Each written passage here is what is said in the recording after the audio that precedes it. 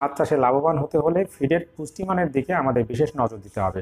মৎস্য খাদ্যে শুধু প্রোটিন থাকলেই হবে না, বরং সেটি মাছের চাহিদা অনুযায়ী সঠিক পরিমাণে আছে কিনা এবং বিদ্যমান প্রোটিন গুণগত মানসম্পন্ন কিনা সেটি যেমন দেখতে হবে, তেমনই প্রোটিনের সর্বোত্তম ব্যবহার বাড়ানোর দক্ষতাগুলো আয়ত্ত করতে হবে। বিসমিল্লাহির রহমানির রহিম। সুপ্রিয় মৎস্যচাষীবৃন্দ, আসসালামু আলাইকুম। দেশ ও দেশের বাইরে থেকে যারা আজকে ভিডিওটি দেখছেন সবাইকে আন্তরিক প্রীতি এবং শুভেচ্ছা জানাচ্ছি। বর্তমানে যারা বাণিজ্যিক পদ্ধতিতে মাছ চাষ করছেন প্রায় সকলেই রেডি ফিড ব্যবহার করছেন, আবার অনেকেই বিভিন্ন খাদ্য উপকরণ মিশ্রিত করে নিজে ফিড তৈরি করে মাছকে খাওয়াচ্ছেন। যেহেতু ফিডের পুষ্টিমানের উপরেই মাছ চাষের সাফল্য বহুলাংশে নির্ভর করে, কাজেই মাছ চাষে লাভবান হতে হলে ফিডের পুষ্টিমানের দিকে আমাদের বিশেষ নজর দিতে হবে। মাছের খাদ্যে যে সকল পুষ্টি উপাদান থাকে তাদের মধ্যে প্রোটিন অপরিহার্য। প্রোটিন যে শুধু মাছের বৃদ্ধির জন্যই গুরুত্বপূর্ণ তা নয়, বরং এটি মাছের রোগ প্রতিরোধ ক্ষমতা বৃদ্ধি, প্রজনন ক্ষমতা বৃদ্ধি সহ সামগ্রিক স্বাস্থ্যের জন্য অত্যন্ত প্রয়োজনীয়।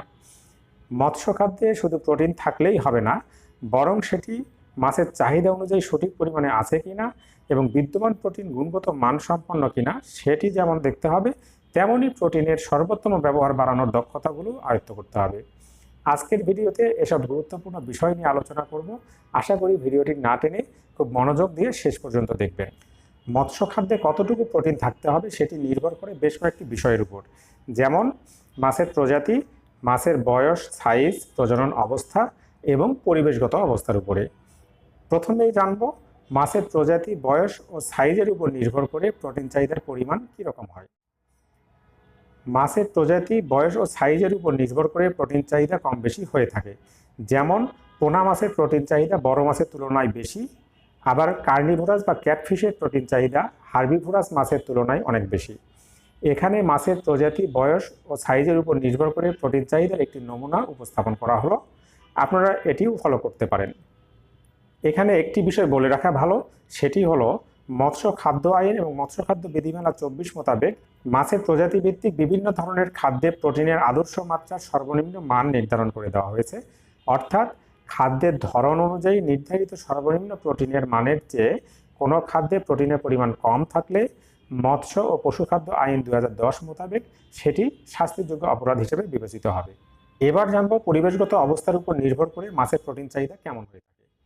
পরিবেশগত অবস্থা বিবেচনা করেও খাদ্যে প্রোটিনের পরিমাণ কম বেশি করতে হয়। যেমন উষ্ণকালে পানির অনুকূল তাপমাত্রায় মাছের মেটাবলিজম সর্বোচ্চ গতিতে চলে। এই সময়ে মাছ দ্রুত খাদ্য গ্রহণ করে এবং তা দ্রুত হজম করে।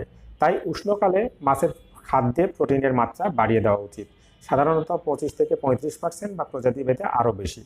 এ সময় প্রোটিন বাড়ালে খাদ্যের সঠিক ব্যবহার হয় এবং মাছের দ্রুত দৈহিক বৃদ্ধি ঘটে। আবার শীতকালে পানির কম তাপমাত্রায় মাছের মেটাবলিজম মারাত্মকভাবে মন্থর বা ধীর হয়ে যায়, ঠান্ডা পানিতে হজম ক্ষমতা কমে যায়। এই সময়ে উচ্চ প্রোটিনযুক্ত খাবার দেওয়া হলে তা সম্পূর্ণ হজম না হয়ে বরং মাছকে অসুস্থ করে তোলে। এছাড়া অহজমকৃত প্রোটিন পানিতে মিশে গিয়ে বিষাক্ত অ্যামোনিয়ার মাত্রা বাড়িয়ে দেয়, যা পুকুরের পরিবেশ দূষিত করে। তাই ঠান্ডা পানিতে খাদ্যে প্রোটিনের মাত্রা কমিয়ে দেওয়া উচিত। প্রজাতিভেদে বা সাইজ অনুযায়ী এটি 20 থেকে 25%, সর্বোচ্চ 28% পর্যন্ত রাখা যেতে পারে। এবং এই প্রোটিনের পরিবর্তে ফ্যাট বা চর্বি জাতীয় উপাদানের পরিমাণ বাড়াতে হবে, যা মাছকে শীতকালে প্রয়োজনীয় শক্তি সরবরাহ করবে। খাদ্যে বিদ্যমান প্রোটিনের মান কেমন, ভালো না খারাপ, সেটি কীভাবে বুঝবেন? মাছের খাদ্যে শুধু প্রোটিনের পরিমাণ নয়, এর গুণগত মানও অত্যন্ত গুরুত্বপূর্ণ। প্রোটিনের গুণগত মান নির্ধারণ করা হয় এর অ্যামাইনো অ্যাসিড সমৃদ্ধতা ও হজমযোগ্যতার উপর ভিত্তি করে। আমরা সকলেই জানি প্রোটিন 20টি বিভিন্ন অ্যামাইনো অ্যাসিড দ্বারা গঠিত। এর মধ্যে 10টি এসেনশিয়াল অ্যামাইনো অ্যাসিড রয়েছে, যা মাছের শরীরে তৈরি হয় না, অবশ্যই খাদ্যের মাধ্যমে বাইরে থেকে সরবরাহ করতে হয়। এই এসেনশিয়াল অ্যামাইনো অ্যাসিডগুলো হলো lysine, methionine, threonine, tryptophan, histidine, phenylalanine, leucine, isoleucine, valine, arginine. আর প্রোটিনের হজমযোগ্যতা নির্ভর করে কয়েকটি বিষয়ের উপরে, যেমন প্রোটিনের উৎস। প্রাণীজ প্রোটিন সাধারণত উদ্ভিদ প্রোটিনের চেয়ে বেশি হজমযোগ্য। অতিরিক্ত তাপ প্রয়োগে প্রোটিনের হজমযোগ্যতা কমে যেতে পারে। এ কারণে নির্ধারিত তাপমাত্রায় খাদ্য প্রস্তুত করতে হবে। কিছু উদ্ভিদ উৎসে থাকা অ্যান্টি নিউট্রিশনাল ফ্যাক্টর প্রোটিন হজমে বাধা সৃষ্টি করতে পারে, এ কারণে সেগুলো বিচার বিবেচনায় রাখতে হবে। অর্থাৎ যে খাদ্য যত বেশি অ্যামাইনো অ্যাসিড সমৃদ্ধ, বিশেষ করে এসেনশিয়াল অ্যামাইনো অ্যাসিড সমৃদ্ধ এবং সহজেই হজম হয় সে খাদ্যের প্রোটিন মান তত উন্নত এবং সে খাদ্য তত বেশি ভালো। এবার জেনে নেই খাদ্যে বিদ্যমান প্রোটিনের সর্বোত্তম ব্যবহারের কৌশলগুলো কী কী। মাছ চাষে লাভবান হতে হলে মাছকে শুধুমাত্র উচ্চ প্রোটিন সমৃদ্ধ খাদ্য প্রয়োগ করলেই হবে না, বরং প্রোটিনের সর্বোত্তম ব্যবহার নিশ্চিত করতে হবে। মাছের খাদ্যে প্রোটিনের সর্বোত্তম ব্যবহার নিশ্চিত করতে কয়েকটি কৌশল অবলম্বন করা যেতে পারে, যেমন সঠিক অনুপাতে প্রোটিন প্রয়োগ। মাছের প্রজাতি ও বয়স অনুযায়ী সঠিক পরিমাণে প্রোটিন প্রয়োগ করতে হবে। অতিরিক্ত প্রোটিন প্রয়োগ অর্থনৈতিকভাবে অলাভজনক এবং পরিবেশের জন্য ক্ষতিকর। অতিরিক্ত প্রোটিন ব্যবহারের ফলে অব্যবহৃত নাইট্রোজেন পানিতে নিষ্কাশিত হয়, যা জলজ পরিবেশে ইউট্রিফিকেশন ঘটাতে পারে এবং প্রোটিন উৎসে থাকা ফসফরাস জলাশয়ের শৈবাল বৃদ্ধিতে সাহায্য করে। প্রোটিন উৎসের সমন্বয়। প্রোটিনের অ্যামাইনো অ্যাসিড প্রোফাইল উন্নত করার জন্য একই উৎস ব্যবহার না করে বিভিন্ন উৎস যেমন প্রাণীজ উৎস, উদ্ভিজ্জ উৎস ব্যবহার করতে হবে। খাদ্য প্রস্তুত প্রক্রিয়া। প্রোটিনের গুণগত মান যাতে নষ্ট না হয় এজন্য উচ্চ তাপমাত্রা এড়িয়ে চলতে হবে এবং খাদ্য তৈরিতে এক্সট্রুশন পদ্ধতি ব্যবহার করে খাদ্যের হজমযোগ্যতা বাড়াতে হবে। পরিপূরক এনজাইম ব্যবহার।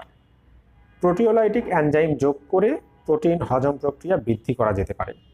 এছাড়া প্রোটিন যাতে শক্তির উৎস হিসেবে ব্যবহৃত না হয় সেজন্য কার্বোহাইড্রেট ও লিপিডের সঠিক অনুপাত নিশ্চিত করতে হবে। সুতরাং প্রিয় মৎস্যচাষী ভাইরা, মাছের সঠিক বৃদ্ধি ও উৎপাদনশীলতা নিশ্চিতকরণের জন্য মাছের প্রজাতি ও বয়স অনুযায়ী খাদ্যে প্রোটিনের নির্দিষ্ট অনুপাত বা পরিমাণ থাকা যেমন আবশ্যক, তেমনই প্রোটিনের গুণগত মানের দিকেও নজর দিতে হবে। পাশাপাশি প্রোটিনের সর্বোত্তম ব্যবহার যাতে নিশ্চিত হয় সেদিকেও নজর দিতে হবে। তাহলে আমরা মাছ চাষে অধিক লাভবান হতে পারবো। আশা করি ভিডিওটি থেকে আপনারা উপকৃত হয়েছেন। ভিডিওটি যদি আপনাদের ভালো লাগে তাহলে লাইক দিন, চ্যানেলটিতে সাবস্ক্রাইব করুন এবং পাশে থাকা বেল আইকনটি চাপুন। আপনাদের গুরুত্বপূর্ণ কোনো মতামত বা প্রশ্ন থাকলে কমেন্ট বক্সে লিখে জানান এবং ভিডিওটি বেশি বেশি শেয়ার করুন। সবাই ভালো থাকুন, সুস্থ থাকুন, এই প্রত্যাশায় আজকের মতো বিদায় নিচ্ছি।